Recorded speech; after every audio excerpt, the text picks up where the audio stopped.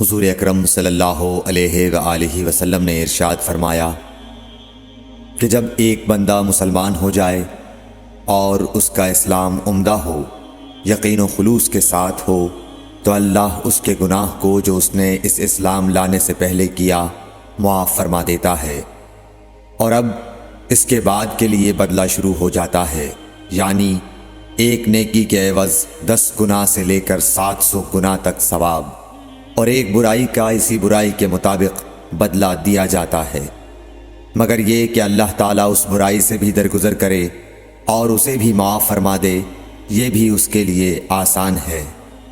صحیح بخاری حدیث نمبر 41۔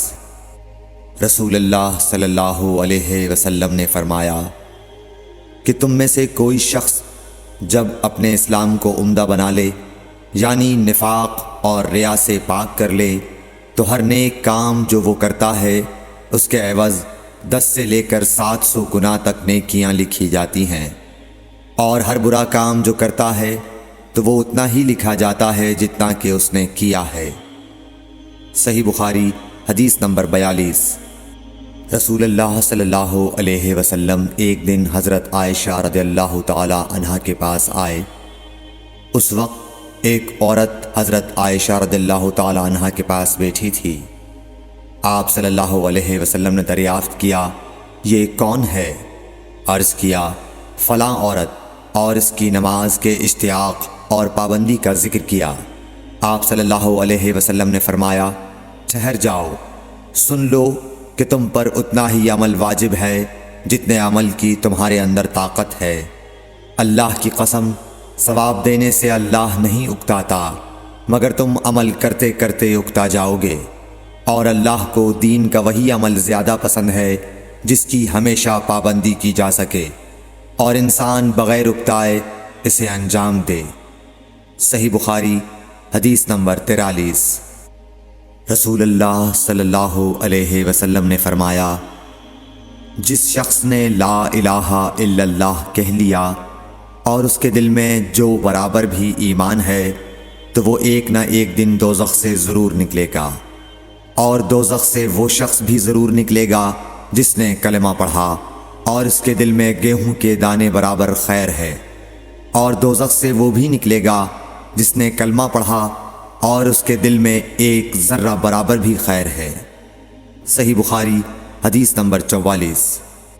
ایک یہودی نے حضرت عمر بن خطاب رضی اللہ تعالیٰ عنہ سے کہا کہ اے امیر المومنین، تمہاری کتاب قرآن میں ایک آیت ہے جسے تم پڑھتے ہو، اگر وہ ہم یہودیوں پر نازل ہوتی تو ہم اس کے نزول کے دن کو یوم عید بنا لیتے۔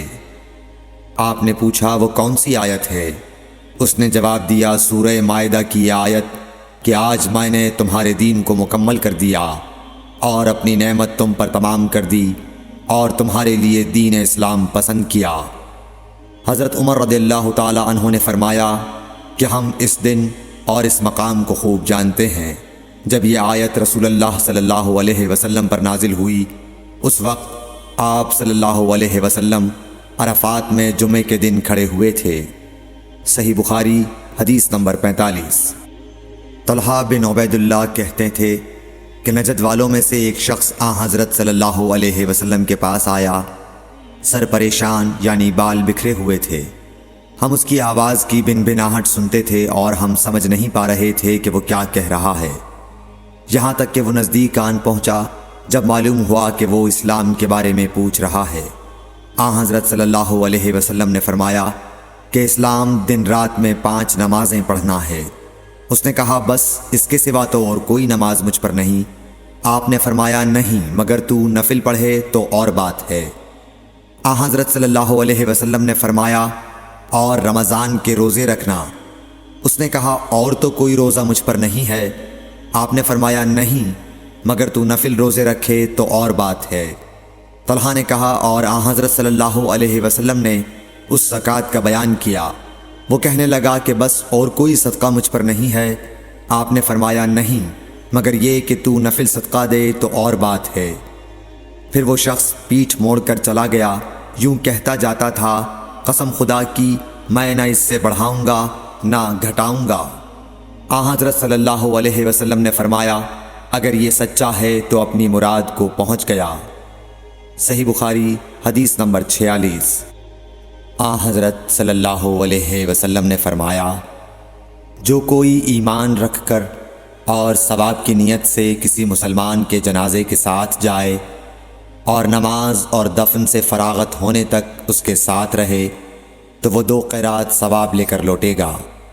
ہر قرات اتنا بڑا ہوگا جیسے احد کا پہاڑ۔ اور جو شخص جنازے پر نماز پڑھ کر دفن سے پہلے لوٹ جائے تو وہ 1 قرات ثواب لے کر لوٹے گا۔ صحیح بخاری حدیث نمبر 47۔ حضرت صلی اللہ علیہ وسلم نے فرمایا کہ مسلمان کو گالی دینے سے آدمی فاسق ہو جاتا ہے اور مسلمان سے لڑنا کفر ہے۔ صحیح بخاری حدیث نمبر 48۔ حضرت صلی اللہ علیہ وسلم اپنے حجرے سے نکلے، لوگوں کو شب قدر بتانا چاہتے تھے وہ کون سی رات ہے۔ اتنے میں 2 مسلمان آپس میں لڑ پڑے۔ آپ صلی اللہ علیہ وسلم نے فرمایا میں تو اس لیے باہر نکلا تھا کہ تم کو شب قدر بتلاؤں، اور فلاں فلاں آدمی لڑ پڑے تو وہ میرے دل سے اٹھا لی گئی، اور شاید اسی میں کچھ تمہاری بہتری ہو، تو اب ایسا کرو کہ شب قدر کو رمضان کی 27ویں، 29ویں اور 25ویں رات میں ڈھونڈا کرو۔ صحیح بخاری حدیث نمبر 49۔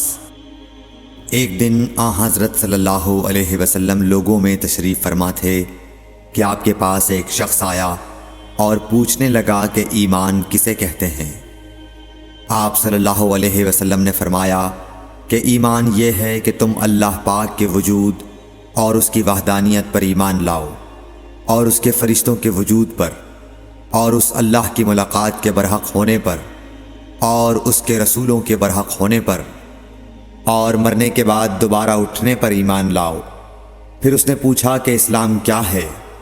آپ صلی اللہ علیہ وسلم نے پھر جواب دیا کہ اسلام یہ ہے کہ تم خالص اللہ کی عبادت کرو اور اس کے ساتھ کسی کو شریک نہ بناؤ، اور نماز قائم کرو، اور زکوٰۃ فرض ادا کرو، اور رمضان کے روزے رکھو۔ پھر اس نے احسان کے متعلق پوچھا۔ آپ صلی اللہ علیہ وسلم نے فرمایا احسان یہ ہے کہ تم اللہ کی عبادت اس طرح کرو گویا تم اسے دیکھ رہے ہو۔ اگر یہ درجہ نہ حاصل ہو تو پھر یہ تو سمجھو کہ وہ تم کو دیکھ رہا ہے۔ پھر اس نے پوچھا کہ قیامت کب آئے گی؟ آپ صلی اللہ علیہ وسلم نے فرمایا کہ اس کے بارے میں جواب دینے والا پوچھنے والے سے کچھ زیادہ نہیں جانتا، البتہ میں تمہیں اس کی نشانیاں بتلا سکتا ہوں۔ وہ یہ ہیں کہ جب لونڈی اپنے آقا کو جنے گی، اور جب سیاہ اونٹوں کے چرانے والے دیہاتی لوگ ترقی کرتے کرتے مکانات کی تعمیر میں ایک دوسرے سے بازی لے جانے کی کوشش کریں گے، یاد رکھو قیامت کا علم ان 5 چیزوں میں ہے جن کو اللہ کے سوا کوئی نہیں جانتا۔ پھر آپ صلی اللہ علیہ وسلم نے یہ آیت پڑھی کہ اللہ ہی کو قیامت کا علم ہے کہ وہ کب ہوگی۔ پھر وہ پوچھنے والا پیٹھ پھیر کر جانے لگا۔ آپ نے فرمایا کہ اسے واپس بلا کر لاؤ۔ لوگ دوڑ پڑے مگر وہ کہیں نظر نہیں آیا۔ آپ صلی اللہ علیہ وسلم نے فرمایا کہ یہ جبرائیل علیہ السلام تھے جو لوگوں کو ان کا دین سکھانے آئے تھے۔ صحیح بخاری حدیث نمبر 50۔